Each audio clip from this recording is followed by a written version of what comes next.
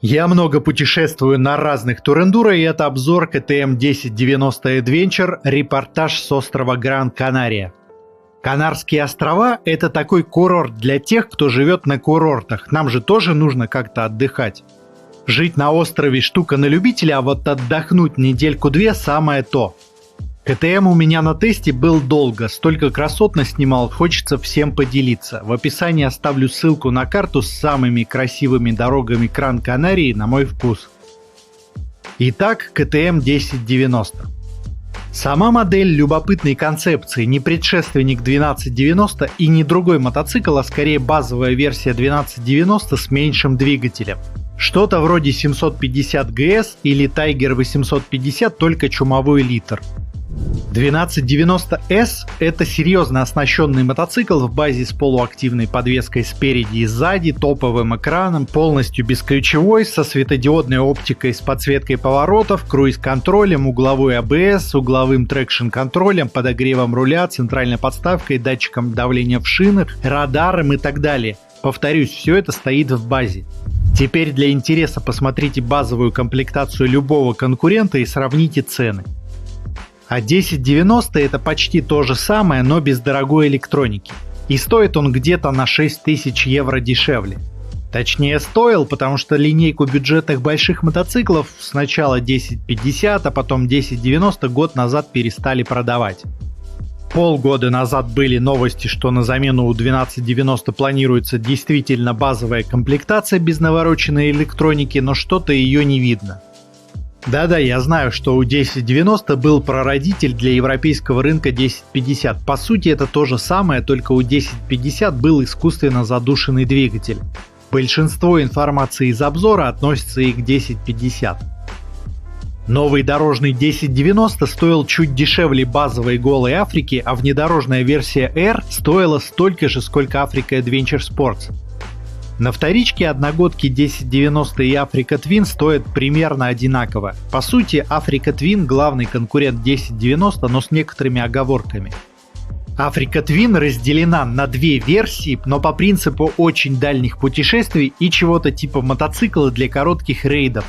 1090, как и большинство КТМ, тоже разделен на две версии, но иначе. Дорожная версия на литых дисках 19 и 17 дюймов с умеренной подвеской и с фокусом на идеальной управляемости на асфальте, а также внедорожная версия R с более внушительными подвесками и спецованными дисками 21 и 18 дюймов. До сих пор злюсь на Honda, что они версию Adventure Sports не делают с 19 колесом и уменьшенной подвеской, как KTM Super Adventure T. Версия R – это чистый конкурент Африки и 850 GS, а базовая версия может посоперничать много с кем. Например, с литровым Вестром, Гусем, Tiger 900 GT, Super Tenere и так далее. Причем не стыдно сравнивать и с 1200-ми. Просто для примера и без учета момента внизу, у 1090 такая же мощность, как у выпускавшегося в те же годы 1200 GS и уж явно мощнее Super Tenere. Вообще динамика у современных мотоциклов КТМ своеобразная и мало кого оставит равнодушным, хотя бы потому что, глядя на австрийские мотоциклы, никогда не скажешь, что эта страшная техника может быть настолько шустрой. А во-вторых, у КТМ такой специфический характер V-Twin, прошедшего через тюнинг-ателье.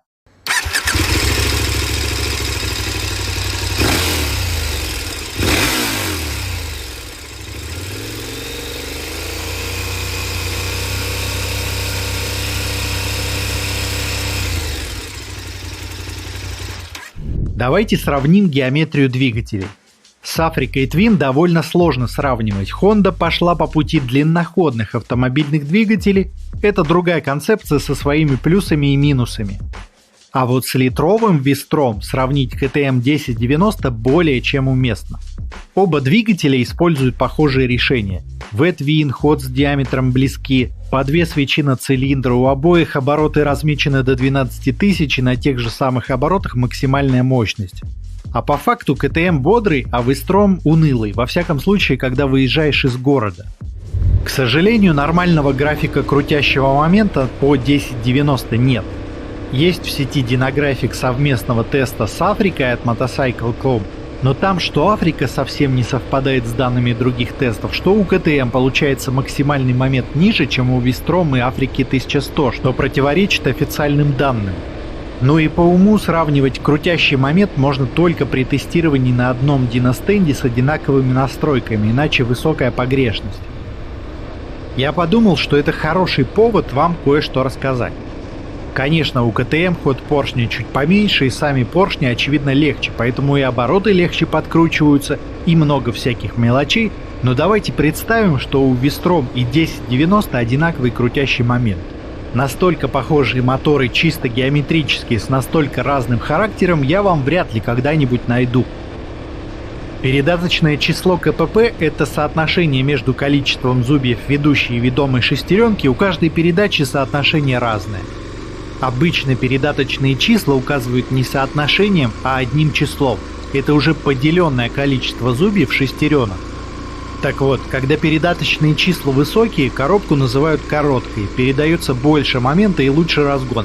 Можно ехать в более узком эффективном диапазоне оборотов, но приходится чаще переключать передачи. Когда числа низкие, коробка соответственно длинная, больше максимальная скорость на той же передаче, но хуже динамик. И при переключении на последующую передачу происходит сильное падение оборотов. Это все знают, кто хотя бы на велосипеде ездил. Проблема в том, что на графиках крутящего момента и мощности вы этого не сможете увидеть, потому что замеры проводятся на последней передаче. Я эти графики показываю не ради абсолютных чисел, а чтобы показать разницу в характере, они не отражают, что на самом деле быстрее. Помните, я в обзоре XR говорил, как при смене поколений поменялись передаточные числа коробки. Сначала на XR были передаточные числа ровно как на спортбайке S1000RR, а затем буквально на 1/10 или даже меньше понизили. Я сейчас для упрощения пропустил несколько нюансов типа передаточного числа главной передачи. Это хорошо понятно на примере Africa Twin, где передаточные числа у коробки 10 ниже. Но из-за повышенного передаточного числа главной передачи итоговые результаты идентичны. Интересно, что последние поколения 10 имеют или одинаковые, или едва различимые передаточные числа КПП, а на первых мотоциклах с роботом вторая и третья передачи были короче для более динамичного разгона. Похожего эффекта динамичного разгона пытаются добиться, изменяя звезды с другим количеством зубьев, но это немного не то. Меняя звезду, вы меняете соотношение целиком вне зависимости от передачи и, например, снижаете максимальную скорость или ускорение мотоцикла в принципе. А коробка передач — это гибкая система, где производитель может сделать первые передачи бодрыми, а последние магистральными, не снижая максимальную скорость. Что, собственно, и делают КТМ. Первые 3-4 передачи спортивные, а последние магистральные. В то время как у Вистром или Африки ровно обратная философия. Только на первой дают момент, а потом все, буквально со второй передачи начинаем экономить топливо и тошнить. Это неплохо и нехорошо, но еще больше объясняет, почему людям, которые ищут взрывного ускорения, надо держаться подальше от этих мотоциклов, а для любителей спокойной езды КТМ кажется нервозным с его жаждой в любой непонятной ситуации ехать на заднем колесе.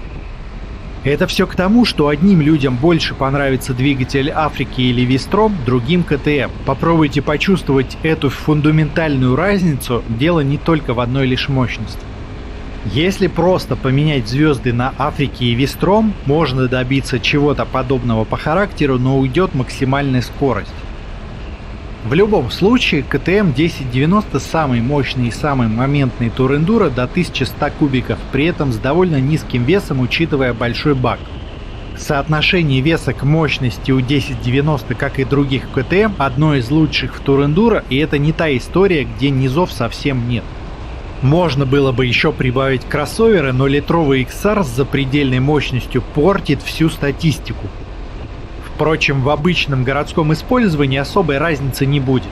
КТМ раскрывается только на открытых участках и трассах. На бездорожье лучше или хуже тоже зависит от стиля езды. КТМ более подрывной, и если пилот любит агрессивный резкий стиль езды, постоянно вскакивая на заднее колесо, КТМ подарит огромные эмоции. Для прогулочной плавной езды в ритме, в котором большинство на грунте ездит, разницы с другими литрами не будет никакой. Это еще и подчеркивается подвеской. У Африки стиль плавной раскачивающейся подвески, у КТМ более собранная упругая подвеска с акцентом на управляемости. Если же сравнивать с большеобъемными мотоциклами, динамика у 1090 это примерно то же самое, что 1290 в режиме дождя. Разница в чем? У 1090 динамики достаточно для всего и не бывает моментов, когда действительно нужно побольше.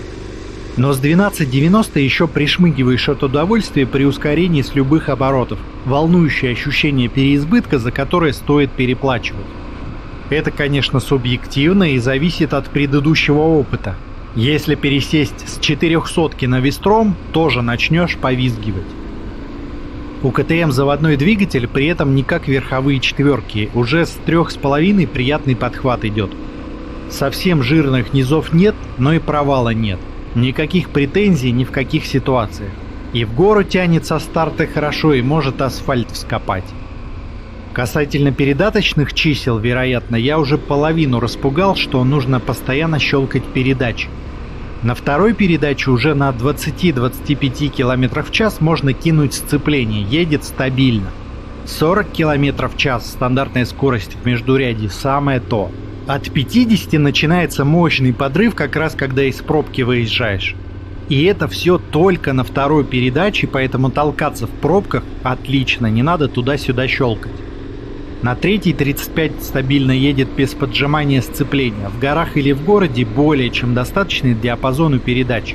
Первая передача ползет без сцепления примерно на 15 км в час. Забылся и на четвертой в городе едешь 30 км в час, без проблем, не чихнет. Короче, правда удобно. Да, в горах изредка подщелкиваешь, но не как на спортах. И само сцепление мягко-гидравлическое. И на городских оборотах никаких вибраций еще нет, в городе не за что мотоцикл поругать. Если мы сравниваем с Африкой и Вестром 1000, КТМ заметно уже по основным точкам. Защита рук, руль, зеркала, общая разница в районе 10 сантиметров, толкаться в пробках точно лучше. С другой стороны, у Африки автомат, который для многих перекрывает недостатки ширины в пробках, и для города Африка Твин чисто из-за робота хороший вариант. Когда газельки, все, и зеркала, и руль сразу на уровне зеркал газелек, и хрен ты их объедешь.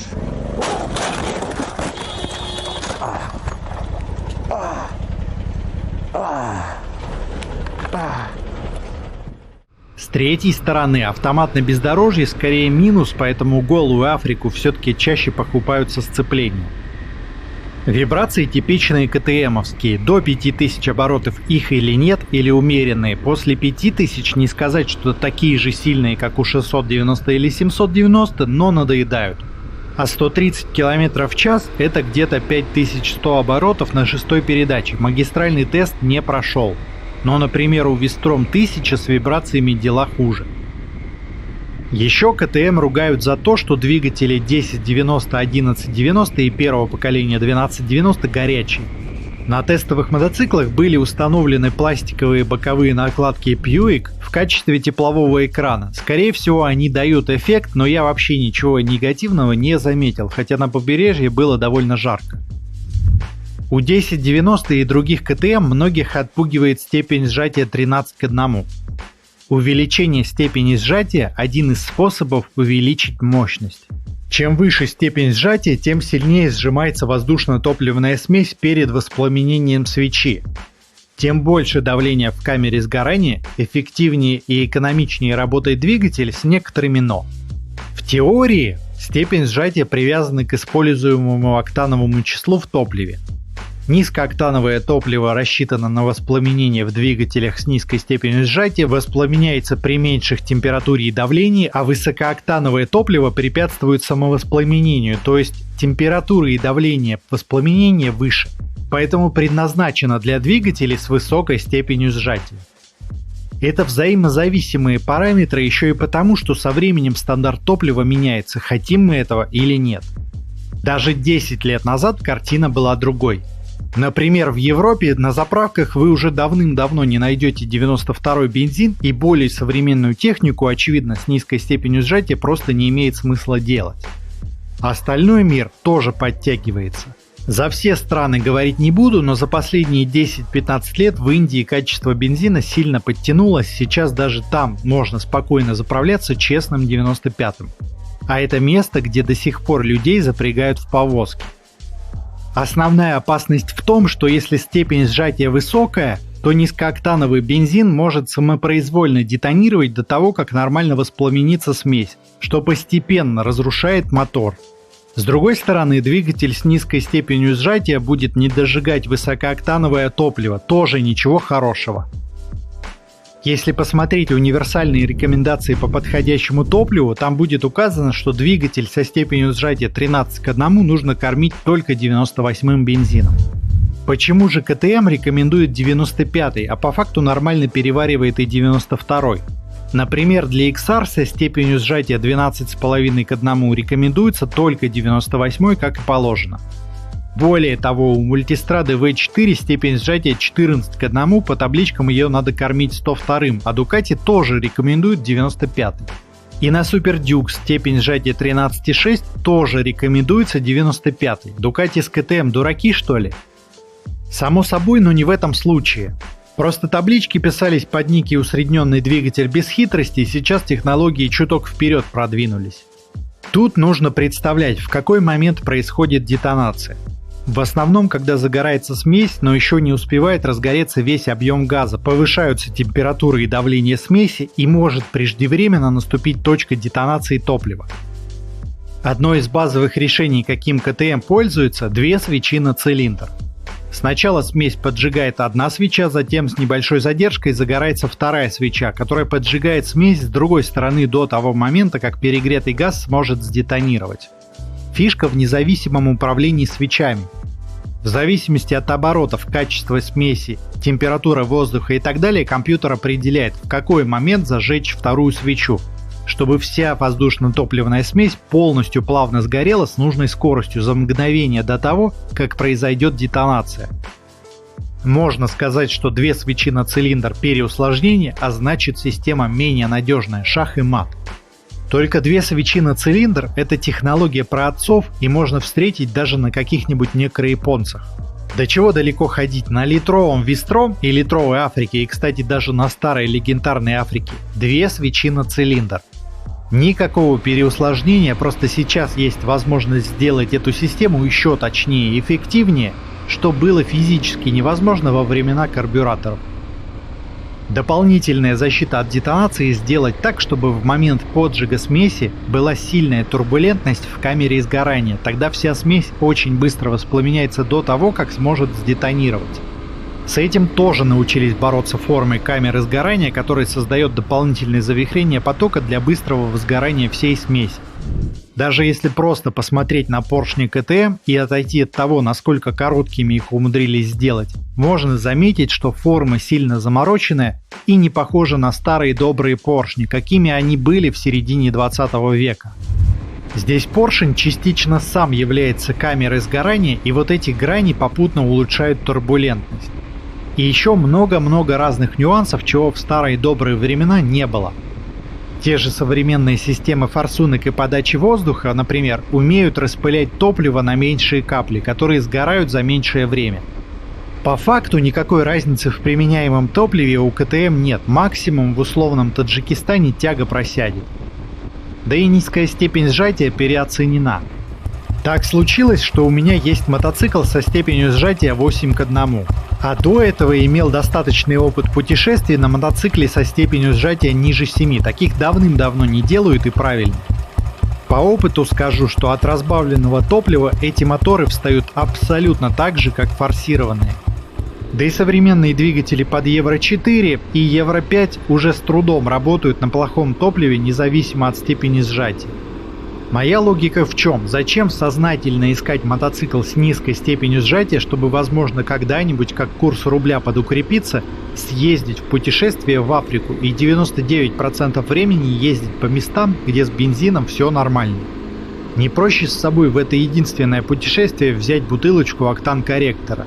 Хотя уж настолько плохой бензин встретить сложно, чтобы мотоцикл прям не ехал. Коробка, вероятно, мало чем отличается от 1190 и старых 1290. Единственный недостаток, который будет многих бесить, нейтраль часто сразу не находится. Причем на обоих 1090-х так было, я в конечном итоге на передаче оставлял, чтобы не психовать. В остальном просто отлично. Знаю, что на предыдущей допанкловой 1290 были нарекания, но мне и там было идеально. Видимо, я по КТМ-ному переключаюсь. К сожалению, КТМ хотели сильно разделить 1090 и 1290, поэтому здесь нет квикшифтера даже в опции. На 390 есть, на 690 есть, на 890 есть, а на литре нет. Такой вот маркетинг, но об этом позже. Коробка переключается четко, но с усилием. То есть относительно хондовских коробок можно как-то придраться, но у меня ни одного негативного момента за неделю не произошло, никаких недовтыков или чего-то еще. У новых коробок Spankel переключение нежнее, это само собой. Для туристических или Adventure Bot и старая коробка самое то. Случайно не нажмешь, с хорошей обратной связью, при этом не надо со всей дури пинать. Подножки, лапку передачи и лапку тормоза можно в широком диапазоне регулировать под боты, что характерно для КТМ. Держатель руля на траверсе вперед-назад сдвигается, тоже фишка КТМ. В плане эргономики для высокого роста придраться сложно. Посадка комфортная, прямая, все на своих местах, колени расслаблены. В стойке для моих 188 см удобно, примерно как Africa Twin. Я могу так часами стоя ехать. Руль в более вертикальное положение ставил, вообще можно полностью вытянувшись столбом с прямыми ногами и спиной ехать, если хочется. Это удобно на каких-то длинных перегонах, чтобы можно было размяться и колени с руками отдохнули, чего на маленьких мотоциклах обычно не сделаешь. Если сравнивать с Африкой, там тоже все отлично, а у двухлитрового Вистром уже не то. В отличие от Africa Twin, у КТМ широкое седло хорошей формы, поэтому даже если вдруг стоковое не понравится, легко можно поменять на что-то мягче, и будет практически туринговое по комфорту. У Африки чисто из-за профиля такого добиться сложно, и многие ругаются на седло, когда используют чисто для асфальта. Само седло на КТМ каких-то неприятных ощущений не вызывало, не самое комфортное в мире, но я бы вряд ли стал на что-то менять. Но из-за довольно широкого седла людям с ростом до 180 см, наверное, не стоит соваться. Высота по седлу здесь как у Africa Twin, если говорить о нижнем положении, да и в целом не назвать высоким. Но из-за узкого профиля Хонды с ней попроще ногами доставать, если роста не хватает. Хотя это не мне судить, с моим ростом оба мотоцикла подходят отлично. Это речь про S-версию, потому что R-ка гораздо выше по седлу, чем Africa Twin, хотя ходы подвесок и дорожный просвет у R-ки ровно как на Африке. Сильно занижающих сидушек на КТМ я не нашел, поэтому все-таки это мотоцикл для высоких людей. Да и у КТМ есть шикарный 890 для людей ниже 180 см. У Африки, наоборот, потенциал для занижения даже чисто за счет седла огромный. Низкое седло от Honda занижает на 3 см, еще в интернете встречаются седла с маловероятным занижением на 6 см, с ростом ниже 180 см я однозначно порекомендую Африку, а не 1090. Стекло отличается от версии к версии. На R-ке огрызок, как и у базовой Африки. На S-ке примерно как у Африки Adventure Sports, плюс-минус, хотя лично мне КТМовское стекло по росту подошло больше, но это вообще мелочи, любых стекол на рынке полно. И уж точно лучше, чем у Вистрома и большинства среднекубатурников. Стекло с регулировкой, по высоте ощутимый подъем где-то на 8 см, и в верхнем положении можно слегка отредактировать наклон, что бывает редко. Как минимум до 130 км в час я спокойно езжу в очках с открытым визором, в городе можно без очков. Болтание шлема на скорости не замечал. Лучшее стекло? Нет, но его достаточно для многих, в том числе для полноценных путешествий. Чтобы в стоке на Tour Enduro было лучше – редкость. В целом здесь ветрозащита где-то на уровне 1290, поэтому двойственное ощущение. У 1200-х бывает и лучше, но в своем ценовом сегменте для литра или среднекубатурника, тем более настоящего Tour Enduro, очень неплохая ветрозащита, потока нет ни в ноги, ни в руки, ни в плечи. Я после теста сразу на литровый Вистром сел и понял, что на улице прохладно. На перевалах часто было градусов 5, а я в летней одежде без подкладок. Было комфортно, потому что никуда на КТМ не задувало. Защита рук, как на старых КТМ, двухслойная. Вверху мягкий пластик, чтобы руки не ломать, снизу жесткий профиль, который защищает курки и выдерживает серьезные падения. В опции есть подогрев рук, что даже удивительно с эконом-позиционированием мотоцикла. Пульты простенькие и голые, как, например, на 390-м индийце. Обычно самый простой способ понять уровень компонентов в целом, который не работает с 1090, посмотреть на тормоза и сравнить с конкурентами. Это также относится и к велосипедам. Параметры тормозов, в отличие от подвесок, легче сравнить, и стоимость тормозов более-менее понятна. У КТМ из литровых Турендуро одни из лучших тормозов. Ими пользуешься и понимаешь, что на тебе никто не пытается сэкономить.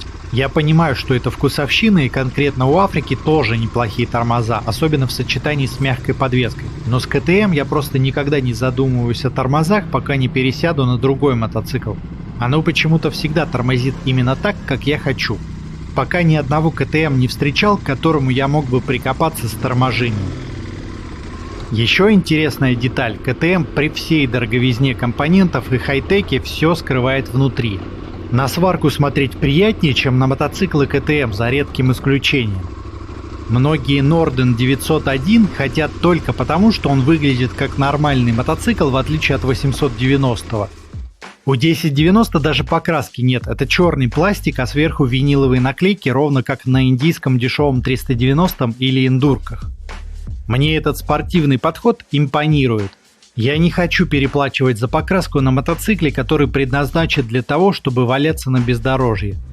Например, Ducati тоже все могут, но мне плохо от одной мысли, что мультистраду нужно будет положить на камни и развернуть на 180 градусов. С КТМ всегда готов к приключениям, потому что царапины и синяя изолента лишь оттеняют уродство КТМ, а на Ducati даже не попробуешь съехать с асфальта. Одно из главных отличий от КТМ 1290 – подвеска. Это один из самых спорных моментов. Сначала про дорожную версию S. Амортизаторы регулируются, преднатяг и отбой. Главная проблема на S-ке – передняя вилка не регулируется совсем. При ходе 185 мм и бездорожном потенциале печальное ограничение. Вообще, сама по себе подвеска без относительно регулировок хорошо сбалансирована и даже неплохо на бездорожье себя ведет, но упирается в два нюанса. Первый нюанс – регулировка вилки. Сейчас объясню. Когда забирал первый мотоцикл, я еще не заезжал в гостиницу, и у меня с собой был увесистый рюкзак. Так с ним в первый день до вечера по горам и ездил. Такое себе ощущение. С точки зрения неровности никаких вопросов. Хорошо глотает без раскачки в стиле КТМ. Не стыдно с теми же Африками и 850-ми в рейды по обычным грунтовкам ездить. В городе тоже все отлично, а вот на серпантинах ее немного не хватало. Суть в чем? Когда тормозишь, весь вес переносится на переднее колесо, и с загруженным мотоциклом вилка клюет. После поворота ускоряешься, вес опять уходит назад и вилка распрямляется. Геометрия мотоцикла туда-сюда искажается, и управление довольно средненькое. Я бы сказал, где-то на уровне недорогих среднекубатурников, только глотает неровности лучше. Одним преднатягом амортизатора это не исправить.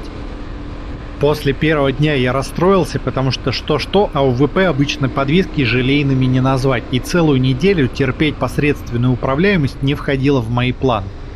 Когда я все вещи выгрузил и в последующие дни стал кататься налегке, подвеска преобразилась до неузнаваемости, и вилка перестала клевать. На серпантинах стало вообще не придраться, для своего класса идеально работает, на Африке так никогда не покатаешься. То есть настраивали подвеску для одного пилота, что логично. А кто в путешествие ездит без груза? Никто. Вот и получается, что вилки в реальных условиях всегда будет не хватать буквально 2 оборота затяжки преднатяга. Да, есть различные картриджи вилки. Самый дешевый, который беглым поиском нашел, за 500 евро от Андриани Бисано, от Touratech вообще больше 1000 евро. Лично для меня картриджи это решение, но что-то я сомневаюсь, что кто-то будет 10% от стоимости мотоцикла тратить на тюнинг подвески, когда 20% разница в цене между 1090 и 1290. Есть еще вариант залить масло погуще, но тогда универсальность потеряется, просто во всех условиях вилка будет жестче. Литровый Вестром при всей своей дешевости подвески, которая ничего толком не глотает, на серпантинах с небольшим грузом или пассажиром выигрывает только за счет того, что там можно и амортизатор, и вилку нормально зажать для хорошей рулежки. С точки зрения бездорожья, если бы вы знали, как мне надоело тестировать мотоциклы с дорожной резиной, которую еще и нельзя ронять.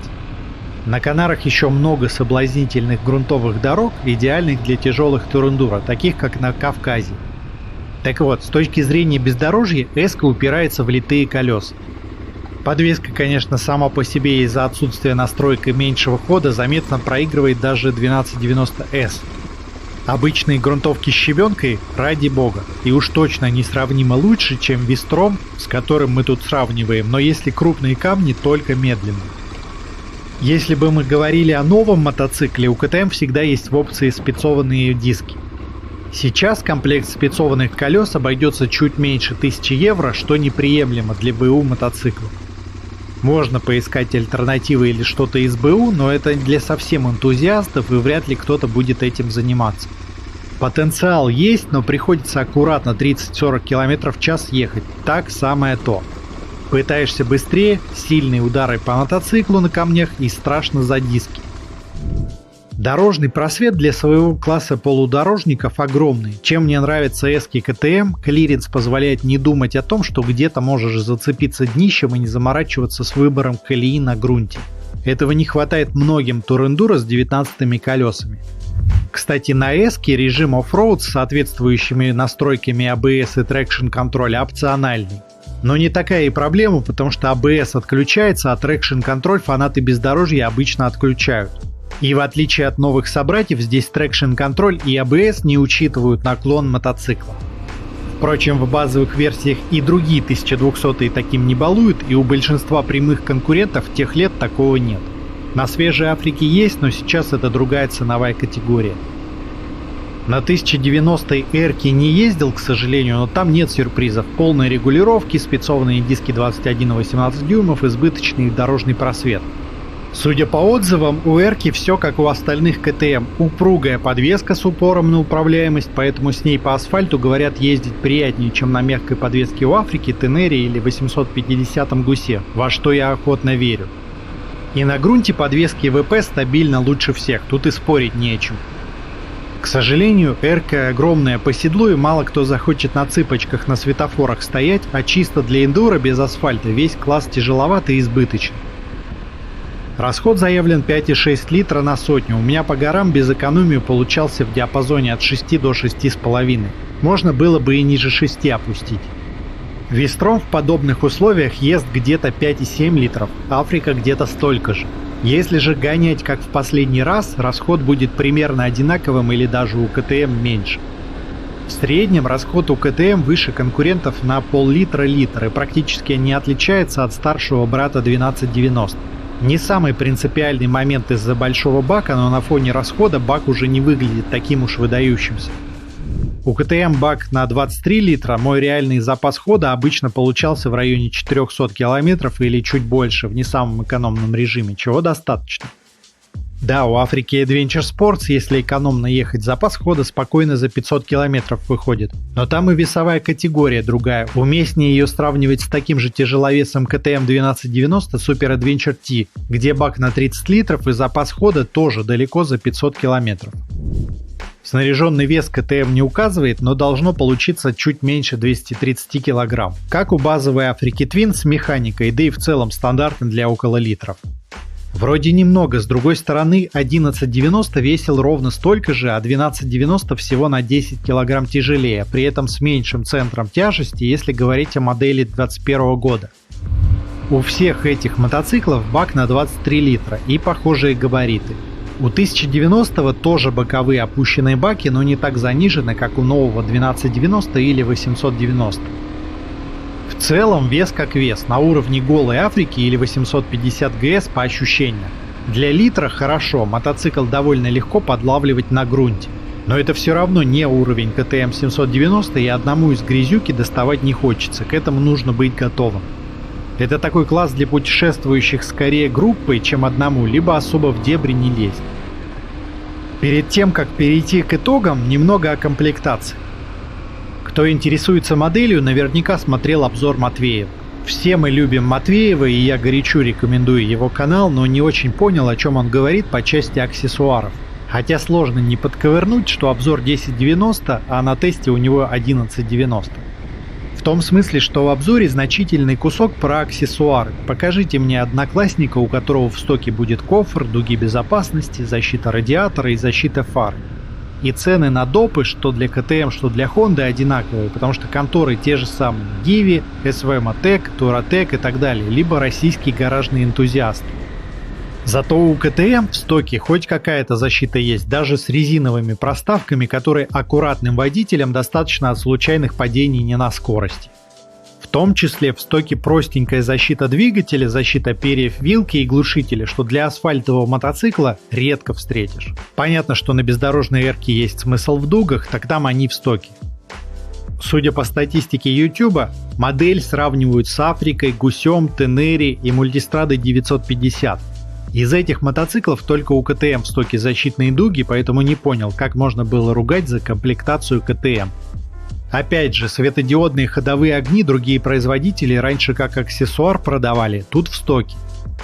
Экран такой же, как базовый на старых 1190 и 1290. Он хоть и LCD, но более чем информативный. Есть и обратная сторона. КТМ хотели сильно разнести модели, чтобы продажи 1290 не упускать, поэтому есть неприятные маркетинговые ограничения, которые на стоимость не сильно и влияют, но жизнь портят. Зажали розетку, хотя даже на дешевом 390 есть. Не беда, но показательно. Во-вторых, нерегулируемая вилка. Ну не так уж дорого сделать, а длинноходная вилка просто обязывает. Тем более 1290 сразу идет с полуактивной подвеской, все равно существенное разделение моделей. На дешевом 390 регулировки есть, не обеднели. С другой стороны, мало кто действительно настраивает вилку, а если говорить об универсальной настройке, здесь с завода оптимальный.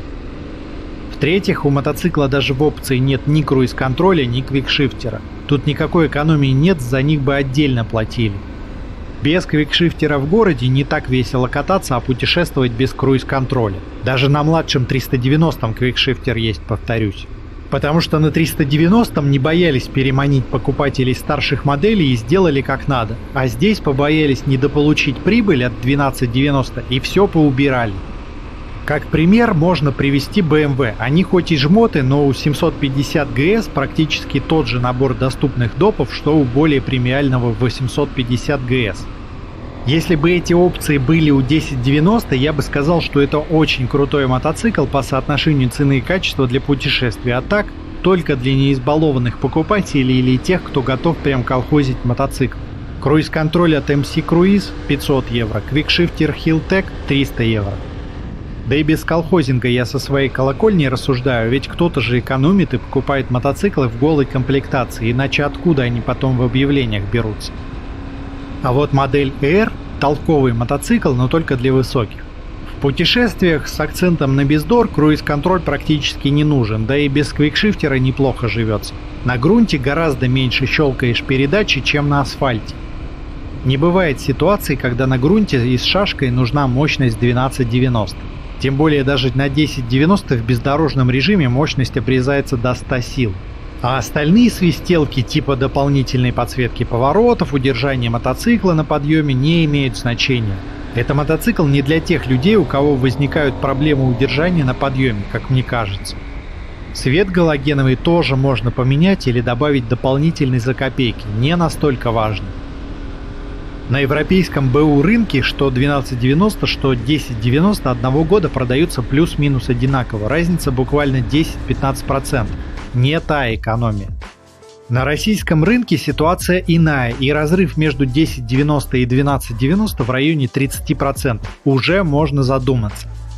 Еще больше придется задуматься, потому что Africa Twin тех же годов стоит ровно столько же, сколько 1090, а это серьезный конкурент.